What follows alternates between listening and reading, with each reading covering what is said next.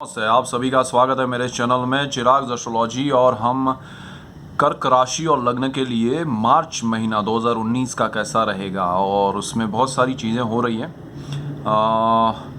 शुक्र का कल परिवर्तन हो रहा है और राहु केतु का हो रहा है मार्च में 7 तारीख को, और गुरु ट्रांजिट कर रहे हैं धनु राशि में in the end of the March, last 30 मार्च को, और धनु में चले जाएंगे वो।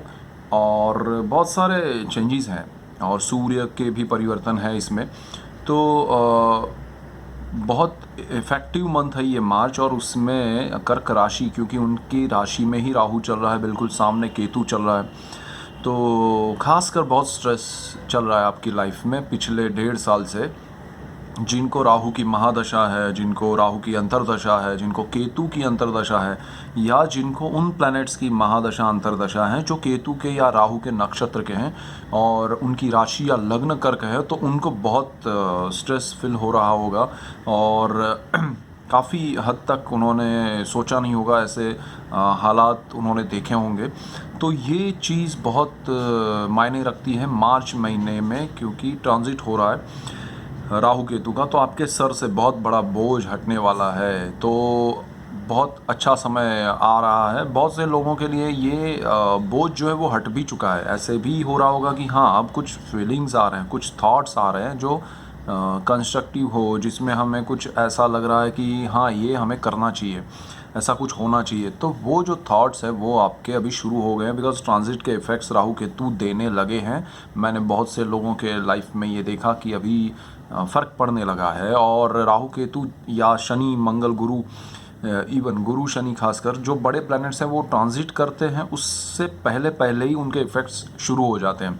तो कर्क राशि और लग्न वालों के लिए पीस ऑफ माइंड जिसकी उनको बहुत ज़रूरत है, वो समय शुरू हो रहा है उनके लिए मार्च महीने में। ये ट्रांजिट के बाद कुछ लोगों को उसके इफ़ेक्ट्स मिलने लगे। कुछ लोग बहुत ज़्यादा आध्यात्मिक हो गए हैं, भगवान की पूजा पाठ ये वो मंत्र जाप करने लगे हैं, उनसे मन की शांति भी मिलना शुरू हुई है और उनको वो ही एक अल्टीमेट रास्ता समझ में आ रहा है।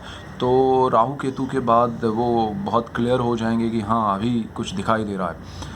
सो वो वॉल जो है वो आपकी मार्च में हट जाएगी, आपका स्ट्रेस कम हो जाएगा। और सामने केतु है जो कि आपके लाइफ पार्टनर के स्थान में है, तो आपके जीवन साथी से भी आपके जो पंगे चल रहे हैं या प्रॉब्लम्स चल रहे हैं या मिसअंडरस्टैंडिंग्स चल रही है या स्ट्रेस चल रहा है या दूरी चल रही है, not any kind of problems, but अगर वो डिस्टेंस भी है, अगर आपका जॉब कहीं पर है और उनका कहीं पर है, तो वो भी एक डिस्टेंस है, वो भी एक अच्छा हो रहा है कि आपके लिए वो ख़त्म है डिस्टेंस, और अब एक अच्छा करीब साथ में रहने का एक समय बनेगा, माहौल बनेगा, तो वो अच्छा है। और उसके बाद जो पार्टनरशिप है उसमें भी शायद आप बहुत टाइम से किसी पार्टनर्स के साथ बिजनेस करना चाहते हैं, तो वो अटका हुआ है, वो रुका हुआ है।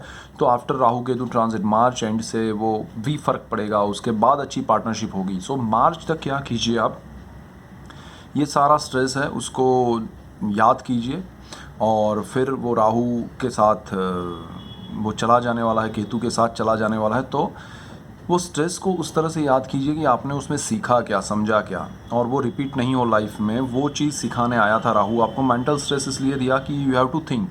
बहुत से लोगों ने घर लिया होगा, बहुत से लोगों ने जॉब चेंज किया होगा, बहुत से लोगों ने प्लेस चेंज किया होगा, स्कूल चेंज किए होंगे बच्चों के।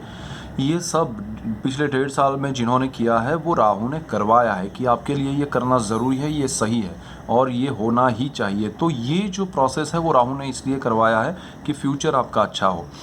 तो उसका स्ट्रेस आपने झेला है एक्चुअली, तो वो एक चीज़ है, वो भी आपकी कम हो जाएगी ये राहु केतु के ट्रांजिट के बाद, और फिर बहुत अच्छा रहेगा। और आपके 12th हाउस में राहु आ रहा है, 6th हाउस में केतु आ रहा है, तो केतु की जिनको महादशा है या केतु केतु के ही नक्षत्र का है या जिसकी भी दशा है वो केतु के नक्षत्र का है, तो वो खास कर संभाले अपने जॉब को, अपने बिजनेस को। अदरवाइज़ उसमें उनको थोड़ा झटका मिल सकता है, तो या पार्टनरशिप टूट सकती है, या खास कर केतु का ध्यान रखिएगा, नक्षत्र वाइज भी केतु आ रहा है तो तकलीफ़ होती है।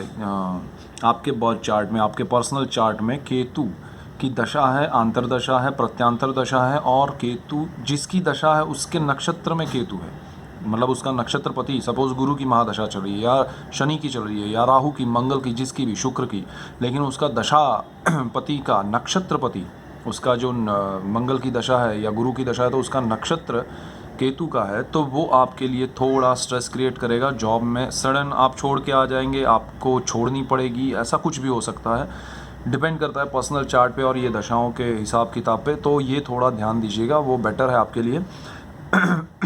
ओवरऑल मार्च महीना अच्छा है। मार्च में आपको स्ट्रेस जो हटने वाला है वो अच्छा ही है, नया स्ट्रेस क्रिएट नहीं हो उसके लिए आप ये जो मैंने जॉब का बताया वो ध्यान रखिएगा। खर्च पे कंट्रोल रखिएगा। 12th हाउस में राहु जो है वो विदेश भी भेज सकता है, लेकिन बिना वजह मत जाइएगा, वरना खर्च करके वापस आएंगे, घूम फिर के स्ट्रेस लेके आएंगे। तो जिनको जॉब में या उसमें तो मार्च में अपॉर्चुनिटीज़ मिलेगी विदेश जाने की, आपकी कंपनी से या जॉब से आप जा सकते हैं, बिज़नेस के लिए जा सकते हैं, वो अच्छा रहेगा। टूर के लिए मत जाइएगा, वरना वो खर्च ही होगा और स्ट्रेस, उसका जो पैसा है वो आपके लिए कर्ज बन जाएगा। तो वो ध्यान रखिएगा। बाकी कोई टेंशन नहीं है स्टूडेंट्स के लिए या दूसरे के लिए, किसी मेन पॉइंट्स यही थे। तो बस दैट्स इट फॉर कर्क राशि एंड लग्न। So that's it, keep watching Chirag astrology. Thank you for watching, God bless you and good bye, thank you.